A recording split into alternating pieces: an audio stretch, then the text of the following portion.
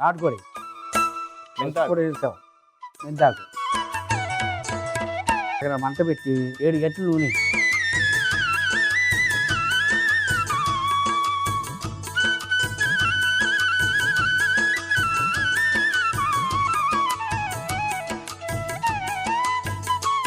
పలావ్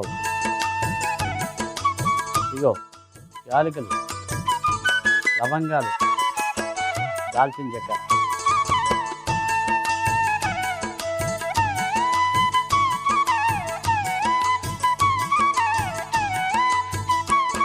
ఇంతకు వేసారా? ఫస్ట్ ఇంతకు వేసావు కదా, మరి చేదు వచ్చేదా? ఏది రాదు. అదా మనం ఎందులో వేసాం మెంతాకుని? నూనెలు వేసాం. మన నూనెలో వేగుద్ది కదా, అప్పుడు చేదు పోద్ది కదా, అవునా? అది కమ్మగా ఉంటుంది కదా.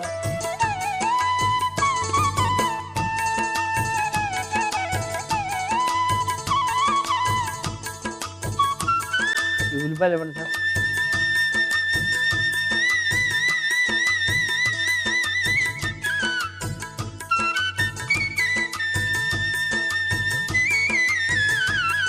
పచ్చిమిర్చి వేసేయండి.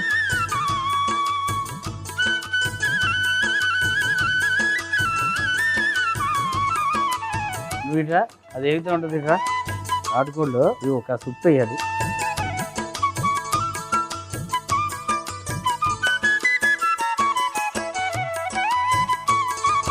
ఇదిగో పసుపు వేస్తాను.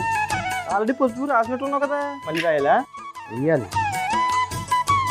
ధనియాల పొడి, జీలకర్ర పొడి, అల్లం వెల్లుల్లి పేస్టు, ఇదిగో కరివేపాకు కూడా పోస్తాను.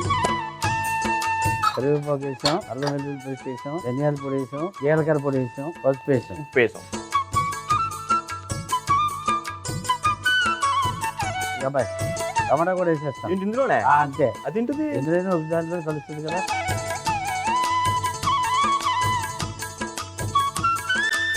ఆ దాంట్లో వేసి ఇందులోనా?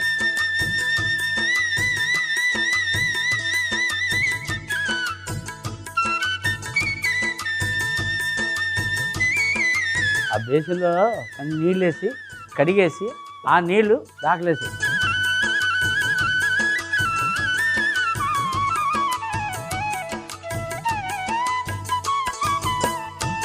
కలిపేసి మూత పెట్టి ఒక 25 నిమిషాలు అలా ఉంచామనుకో, మెంతాకు నాటుకోడి కూర రెడీ అవుద్ది.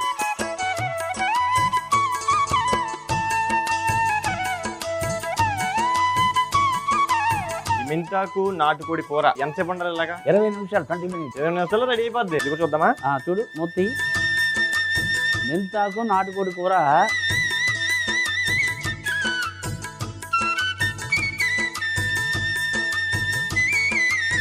ఆహా. మట్టి పాత్రలో నూనె వేసి వేడెక్కిన తర్వాత అందులో బిర్యానీ ఆకు, యాలకులు, లవంగాలు, దాల్చిన చెక్క వేసి వేయించి అందులోనే మెంతాకు, ఉల్లిపాయలు, పచ్చిమిర్చి వేసి వేయించుకోవాలి. తరువాత నాటుకోడి ముక్కల్లో ఉప్పు, పసుపు, ధనియాల పొడి, జీలకర్ర పొడి, అల్లం వెల్లుల్లి పేస్టు, కరివేపాకు, టమాటా ముక్కలు వేసి బాగా కలిపి వేగుతున్న ఉల్లిపాయ ముక్కల్లో వేసి కొన్ని నీళ్లు పోసి మూత పెట్టి ఒక 25 నిమిషాలు ఉడికించుకుంటే మెంతాకు నాటుకోడి కూర రెడీ.